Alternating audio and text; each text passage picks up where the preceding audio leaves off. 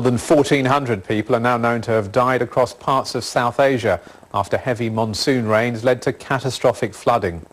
More than 40 million people have been affected across Bangladesh, Nepal and India. And many of those left homeless are now sleeping on roadsides and in makeshift shelters. With efforts now focused on relief, there has been criticism in India over poor early warning systems. The BBC's Justin Rolat reports from Bihar in northeastern India.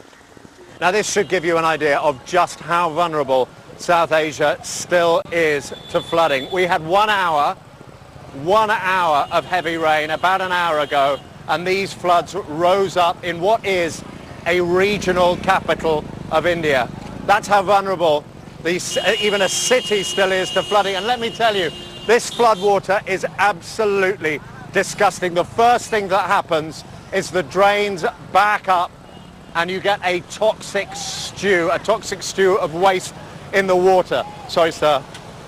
Now imagine for a moment what it's like. This is a city. Imagine for a moment what it's like for a villager in a hut made of mud and straw. That is how tens of millions of people still live here in India. For that villager sitting in a waterlogged field beside a river. Inevitably, rains come, the waters rise up again. And this flooding is not isolated to Bihar, the state in North India that I'm in at the moment. This flooding stretches across the entire region. So from Bangladesh in the east, through North India where I am now, through Nepal, across the whole of the basin underneath the Himalayas, across to the financial capital of India, Mumbai, and up into Pakistan. All of it affected by flooding. 41 million people so far affected, 1,400 killed.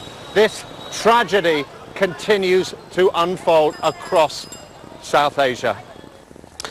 Now, we heard Justin there refer to Mumbai, and we're joined from that city now by Ray Kancharla, who's head of Humanitarian Operations with Save the Children. Ray, I mean, what have you and your organisation been able to see? Yeah, we have actually begun to respond to this major flooding that the colleague was speaking about. Already in July, we started in Assam with a child-centered response because we believe that children, women, and other vulnerable sections take the huge toll and brunt of this.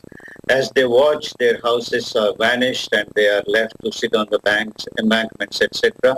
So our child-centered response has some unique areas like child-friendly spaces where we believe children feel safe, and that's what we have experienced both in Assam, Bihar and West Bengal. And Bihar, of course, has seen the worst in the last 40 years or more. So in terms of their critical needs, definitely food security, and then water, sanitation, hygiene, what have you. So we actually provide a strong food basket, hygiene kits which last for about 30 days, and then child-friendly spaces should be kept on for several months so that they have safe space, they can return back to school, because education and protection are a huge casualty when things like this happen, and everyone is baffled by the intensity and the extent of this. Well, I was going to ask you about the intensity. I mean, this is obviously a regional phenomenon, but just how bad have things been this year?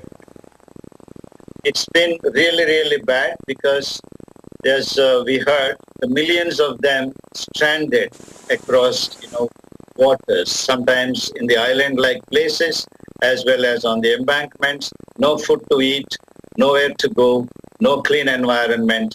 So this is baffling everybody, and the extent of it has taken everybody by a kind of sheer unpreparedness.